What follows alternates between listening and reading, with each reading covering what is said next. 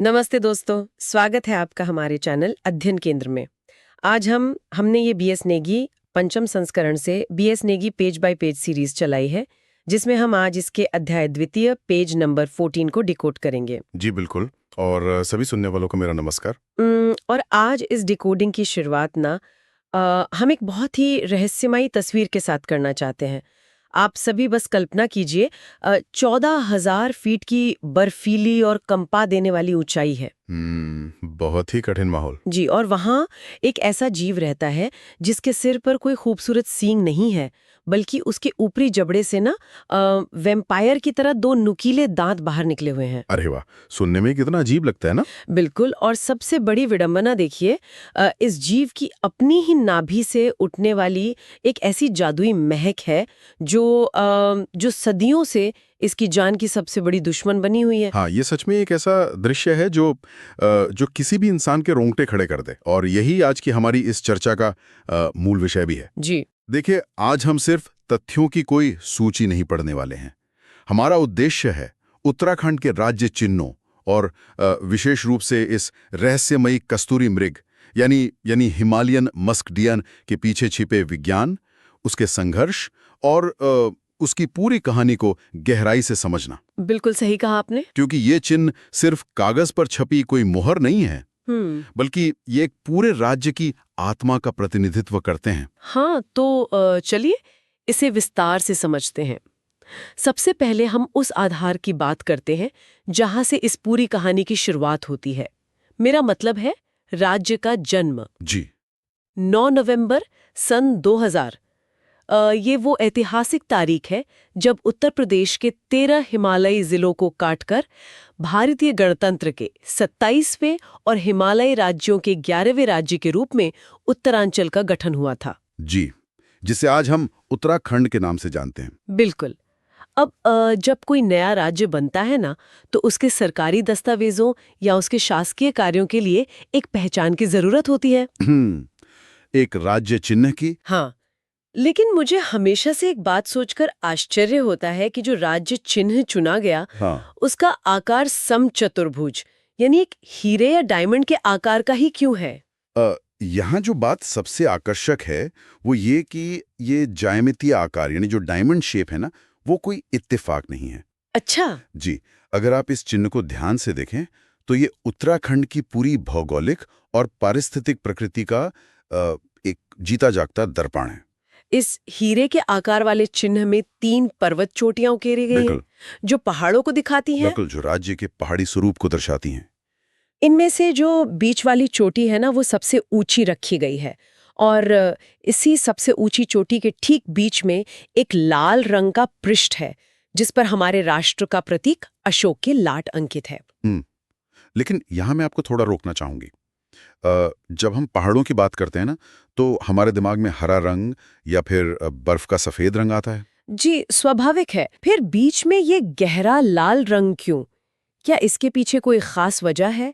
मैंने जगमोहन रौतेला जी की पुस्तक उत्तराखंड के प्रतीक चिन्ह में इसका जिक्र पढ़ा था, लेकिन मैं चाहती हूँ कि हम इसे श्रोताओं के लिए थोड़ा और स्पष्ट करें। आपका ये सवाल बहुत ही वाजिब है। देखिए, लाल रंग आमतौर पर क्रांति या ऊर्जा का प्रतीक होता है ना? जी। लेकिन यहाँ ये लाल रंग उन अनगिनत शहीद राज्य आंदोलनकारियों के रक्त का प्रतीक है। ओह! हाँ, जिन्होंने एक अलग हिमालयी राज्य के निर्माण के लिए अपने प्राणों की आहुति दी थी। ये लाल रंग प्रशासन को और हर नागरिक को ये याद दिलाता है कि ये राज्य कोई उपहार में नहीं मिला है। मतलब इसकी बहुत बड़ी कीमत चुकाई गई है। बिल्कुल सही। ये सच में बहुत भावुक कर देने वाला तथ्य है। और जब हम उस लाल पृष्ठ के नीचे देखते हैं, तो एक सफेद बैकग्राउंड है, और उस सफेद हिस्से पर ना नीले रंग की 4 जलधाराएं दिखाई देती हैं। जी, 4 नीली रेखाएं। हाँ, ये 4 नीली रेखाएं राज्य की जीवनदायिनी नदियों का प्रतिनिधित्व करती हैं। गंगा, यमुना, पश्चिमी रामगंगा और काली नदी। जी हाँ, और यहाँ सफेद रंग भी बहुत सोच समझकर चुना गया है। अच्छा। सफेद रंग उत्तराखंड वासियों की शांतिप्रिय प्रकृति और वहाँ के शांत वातावरण को दर्शाता है। तो मतलब एक तरफ आंदोलनकारियों के संघर्ष का लाल रंग है, तो दूसरी तरफ वहां के समाज की शांति का सफेद रंग। जी।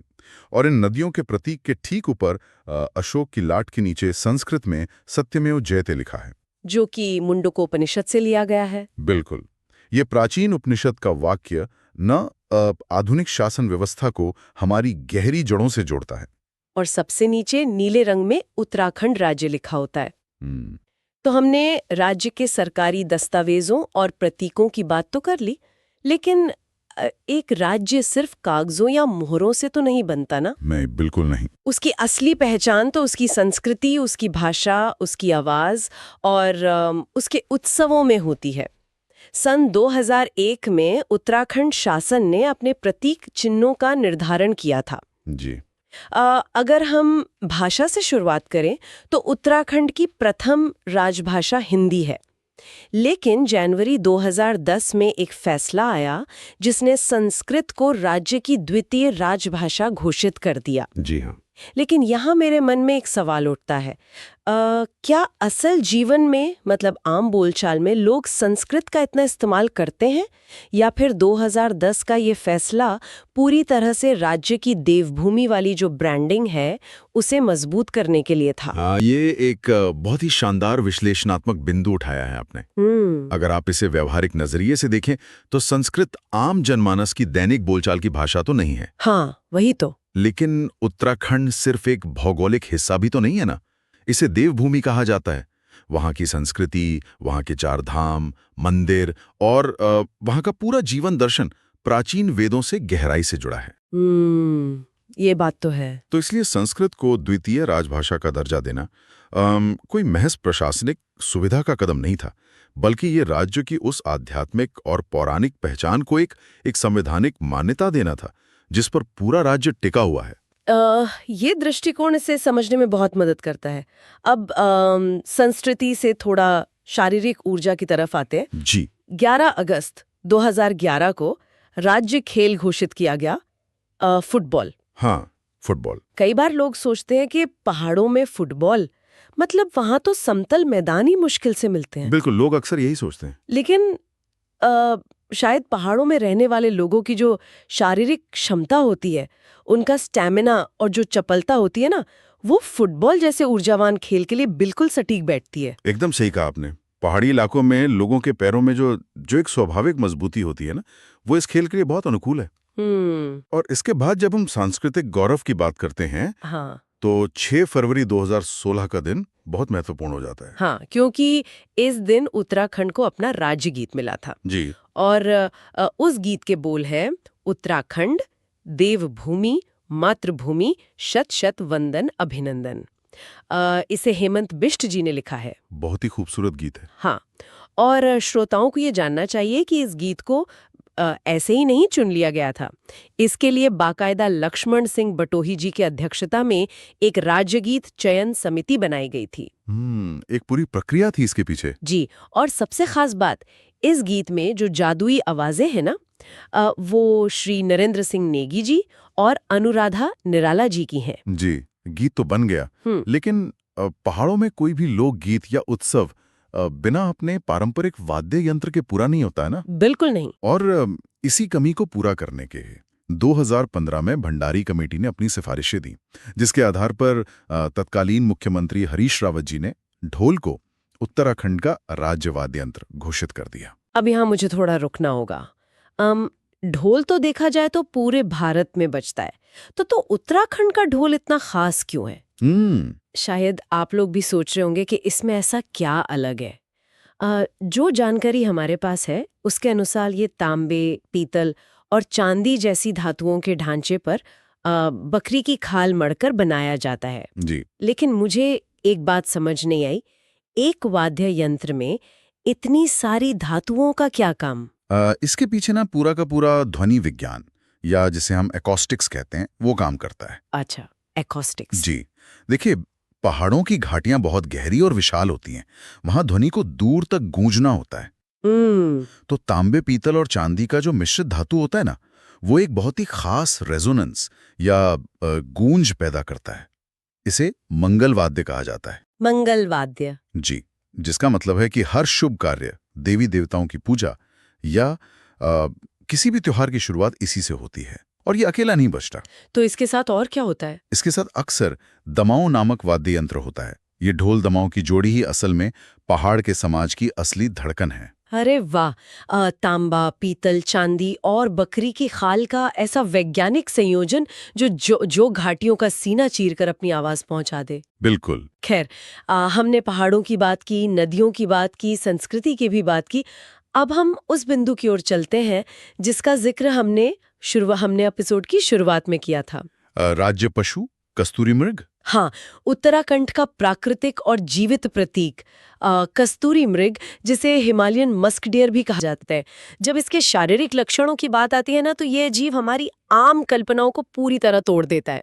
सही कहा। हम सोचते हैं हिरण मतलब बड़े बड़े सींग, जी। लेकिन इसके सींग तो होते ही नहीं है। इसके बजाय आत्मरक्षा के लिए इसके ऊपरी जबड़े से 2 नुकीले दांत बाहर की तरफ निकले होते हैं, बिल्कुल वैम्पायर जैसे। यह प्रकृति के अनुकूलन या एडेप्टेशन का एक बहुत ही दुर्लभ और शानदार उदाहरण है। अगर हम इसके वैज्ञानिक वर्गीकरण को देखें तो इसका वैज्ञानिक नाम मस्कस काइसोगैस्टर है। मस्कस काइसोगैस्टर? जी, यह अंगुलोटा कुल और मॉशिडे परिवार का सदस्य है। अब आप इसकी पारिस्थितिकी को समझिए। ये कोई साधारण जंगलों में रहने वाला जीव नहीं है। ये 3600 मीटर से लेकर 4400 मीटर की भीषण ऊंचाई पर रहता है। बाप रे, इतनी ऊंचाई पर? जी हाँ, जहां इंसानों के लिए सांस लेना भी मुश्किल हो जाता है। उत्तराखंड में इसकी मुख्य रूप से 4 प्रजातियां पाई जाती हैं।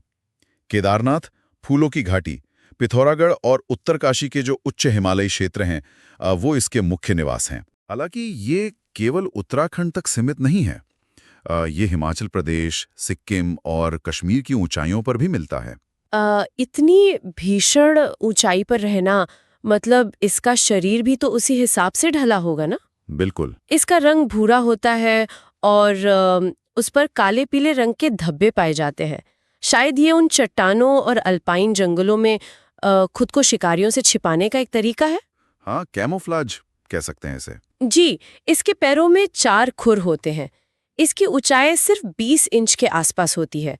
लेकिन एक और चीज जिसने मुझे काफी चौंकाया, वो ये कि इसके पीछे के पैर ना आगे के पैरों की अपेक्षा ज्यादा लंबे होते हैं।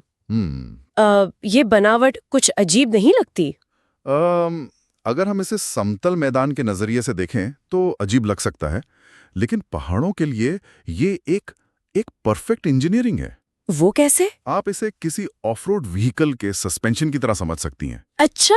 जी, जब इसे एकदम खड़ी ढलान पर चढ़ना होता है ना, या उबड़-खाबड़ चट्टानों के बीच छलांग लगानी होती है, तो इसके लंबे पीछे के पैर एक शक्तिशाली स्प्रिंग की तरह काम करते हैं। अरे वाह! जी, जो इसे गजब का संतुलन और गति देते हैं। ये तो एक बेहतरीन उदाहरण है। और इसकी एक और बड़ी विशेषता है जो बहुत ही अनोखी है। ये अपना निवास स्थान कभी नहीं छोड़ता। जी, बिल्कुल। चाहे मौसम कितना भी भयानक हो जाए, बर्फबारी हो, ये अपनी उसी टेरिटरी में डटा रहता है। इसकी जीवन चक्र की बात करें तो इसकी औसत आयु लगभग 20 वर्ष होती है और मादा कस्तूरी मृग की गर्भधारण अवधि 6 महीने की होती है। ये जुगाली करने वाला जीव है। इसकी सूंघने की शक्ति बहुत ही तेज होती है और इसका मुख्य भोजन उच्च हिमालय में पाई जाने वाली केदारपाती नामक वनस्पति है। बिल्कुल सही। प्रकृति ने इसे इतनी ऊंचाइयों पर जीवित रहने के लिए इतने बेहतरीन औजार दिए हैं ना। हाँ। नुकीले दांत, स्प्रिंग जैसे पैर, सूंघने का गजब का रडार। लेकिन इन सारी प्राकृतिक रक्षा प्रणालियों के बावजूद यह जीव सबसे ज्यादा असुरक्षित हो गया। और उसका एकमात्र कारण है इसके नाम में छुपा शब्द कस्तूरी। यह कस्तूरी ही इसके अस्तित्व के लिए सबसे बड़ा श्राप बन गई। तो इसे थोड़ा और गहराई से समझते हैं। नेपाल से लेकर कश्मीर तक लोक कथाओं में इसके अलग अलग नाम हैं, लेकिन अगर हम शुद्ध विज्ञान की नज़र से देखें तो इस कस्तूरी के अंदर ऐसा क्या रसायन है जो इसे इतना कीमती बनाता है और ये शरीर में कैसे बनती है? कस्तूरी मूल रूप से एक अत्यंत सुगंधित और मूल्यवान प्राकृतिक रसायन है। पहली बात जो आप सभी श्रोताओं को याद रखनी चाहिए वो ये कि कस्तूरी मादा मृग में नहीं पाई जाती। अच्छा। जी, यह केवल वयस्क नर मृग में ही पाई जाती है। नर मृग के गुदा के पास स्थित एक विशेष ग्रंथि या ग्लैंड में ये गाढ़े द्रव के रूप में जमा होती है। और इसकी दुर्लभता देखिए, एक नर मृग से 3-3 वर्ष के अंतराल पर केवल 30 से 45 ग्राम कस्तूरी ही प्राप्त की जा सकती है। सिर्फ 30 से 45 ग्राम? जी हाँ, सिर्फ इतना ही। लेकिन एक मिनट, इतनी कम मात्रा के लिए पूरी प्रजाति को खतरे में डालना, ऐसा क्या है इस 30 ग्राम में? क्षेत्रीय भाषाओं में तो इसे नेपाल में कपिल, कश्मीर में पिंगल और सिक्किम में कृष्ण कहा जाता है, लेकिन विज्ञान इसे क्या कहता है? विज्ञान की भाषा में इस रसायन को मिथाइल ट्राइक्लोरोपेंटाडेकेनाल कहा जाता है। मिथाइल ट्राइक्लोरोपेंटाडेकेनाल? जी बिल्कुल। अब सुनने में तो ये किसी लैब के भारी भरकम केमिकल जैसा लग रहा है ना? हाँ, बिल्कुल लग रहा है। लेकिन इसके काम करने का तरीका बहुत दिलचस्प है। यह एक ऐसा वाष्पशील या वॉलेटाइल रसायन है जो बहुत धीरे धीरे हवा में मिलता है, जिसकी वजह से इसकी महक कई दशकों तक बनी रह सकती है। अरे बाप रे! लेकिन शिकारियों को सिर्फ इसकी महक से मतलब नहीं था। तो फिर किस चीज से था? औषधि उद्योग में ये प्राकृतिक रसायन मानव शरीर के नर्वस सिस्टम और हृदय पर बहुत तेजी से असर करता है। अच्छा। इसीलिए प्राचीन काल से ही इसका प्रयोग दमा, मिर्गी और हृदय संबंधी रोगों की अचूक दवाइयां बनाने में एक संजीवनी की तरह किया जाता रहा है। मतलब ये कि जो चीज इंसानों के लिए संजीवनी बन सकती थी, वही इस बेजुबान जानवर के लिए मौत का परवाना बन गई। जी, दुर्भाग्य से ऐसा ही हुआ। अपनी ही नाभि में बसी उस खुशबू के लिए इसे बेरहमी से मारा जाने लगा। ये बहुत ही चिंताजनक बात है कि इस मूल्यवान रसायन के लालच में इस जीव का इतना ज्यादा शिकार हुआ कि इसके संरक्षण की सख्त आवश्यकता आ पड़ी। ये एक बहुत ही गंभीर मोड़ था हमारे संरक्षण के इतिहास का, जब ये महसूस किया गया कि हिमालय का ये अद्वितीय जीव अपनी ही खूबी के कारण विलुप्त होने की कगार पर है। तब प्रशासन को जागना पड़ा। इस संरक्षण की कहानी ना कोई एक दिन का काम नहीं था, ये एक लंबी प्रक्रिया थी। तो इसकी शुरुआत कैसे हुई? सबसे पहले 1972 में कस्तूरी मृग को वन्यजीव संरक्षण अधिनियम की अनुसूची 1 के तहत पूर्ण संरक्षण प्रदान किया गया। अनुसूची 1? जी, अनुसूची 1 में होने का मतलब है कि इसका शिकार करने पर कानून की सबसे कठोर सजा मिलेगी। और उसी साल यानी 1972 में ही केदारनाथ वन्यजीव विहार के अंतर्गत कस्तूरी मृग विहार की स्थापना की गई, ताकि इन्हें अपने ही प्राकृतिक घर में एक सुरक्षित घेरा मिल सके। लेकिन बात सिर्फ उन्हें बचाने तक तो सीमित नहीं थी ना, उनके बारे में वैज्ञानिक समझ बढ़ाना भी तो जरूरी था। जी बिल्कुल। इसीलिए 1974 में बागेश्वर जिले में मेहरुड़ी कस्तूरी मृग अनुसंधान केंद्र की स्थापना की गई। इसके पीछे सोच यही रही होगी कि इतनी ऊंचाई पर जाकर इनका वैज्ञानिक अध्ययन किया जाए, इनके प्रजनन चक्र को समझा जाए। एकदम सही। और ये संरक्षण का सिलसिला यही नहीं रुका। इसके बाद एक बहुत ही महत्वपूर्ण कदम उठाया गया। चमोली के कांचुला खर्क में 1982 को कस्तूरी मृग प्रजनन एवं संरक्षण केंद्र की स्थापना की। अच्छा, 1982 में? जी। कांचुला खर्क का ये केंद्र विशेष रूप से इनकी आबादी को सुरक्षित माहौल में बढ़ाने के लिए डिजाइन किया गया था। और इसके बाद 1986 में पिथौरागढ़ में अस्कोट वन्यजीव अभयारण्य की स्थापना की गई। आपको जानकर खुशी होगी कि आज के समय में सर्वाधिक मात्रा में कस्तूरी मृग इसी अस्कोट वन्यजीव अभयारण्य में ही सुरक्षित पाए जाते हैं। ये पूरी टाइमलाइन बहुत कुछ कहती है। 1972 का वन्यजीव संरक्षण अधिनियम और केदारनाथ में विहार की स्थापना, फिर 1974 में मेहरुड़ी अनुसंधान केंद्र, फिर 1982 में चमोली का कांचुला खर्क प्रजनन केंद्र और अंत में 1986 में अस्कोट अभयारण्य। जी, ये दर्शाता है कि 14,000 फीट की ऊंचाई पर वन्यजीव संरक्षण करना कोई आसान काम नहीं था।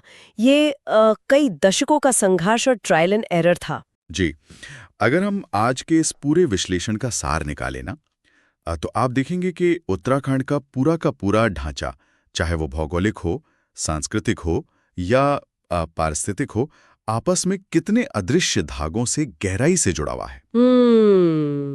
सही कह रहे हैं। एक तरफ राज्य का प्रतीक चिन्ह है जिसमें पहाड़ और नदियां उकेरी गई हैं, दूसरी तरफ ढोल जैसा वाद्यंत्र है जो पहाड़ों के भीतर गूंजने के लिए खास धातुओं से बना है। और तीसरी तरफ कस्तूरी मृग है, जो एक विशेष ऊंचाई पर एक बेहद खास प्राकृतिक रसायन के साथ जीवित है। सब कुछ एक बड़े प्राकृतिक चक्र का हिस्सा है। जी, लेकिन इन सब के बीच एक बात जो मुझे सबसे ज्यादा सोचने पर मजबूर करती है, वो है कस्तूरी मृग की वो विशेषता जिसका हमने पहले जिक्र किया था। कौन सी विशेषता? कि वो अपना निवास स्थान कभी नहीं छोड़ता, चाहे कितनी भी सर्दियां हो, हड्डियां गला देने वाली बर्फबारी हो या शिकारियों का निरंतर डर हो। वो अपनी उस भौगोलिक जड़ से पूरी दृढ़ता के साथ जुड़ा रहता है। ये सच में एक बहुत ही गहरा और प्रासंगिक विचार है। आज के इस भागदौड़ भरी आधुनिक जीवन शैली में जहां हम अक्सर बेहतर अवसरों, सुविधाओं या सिर्फ एक आसान जीवन के लिए अपने घरों, अपनी संस्कृति और अपनी जड़ों को पीछे छोड़ देते हैं, क्या हम उस छोटे से कस्तूरी मृग से कुछ सीख सकते हैं? बिल्कुल। क्या हम दुनिया के किसी भी कोने में रहते हुए भी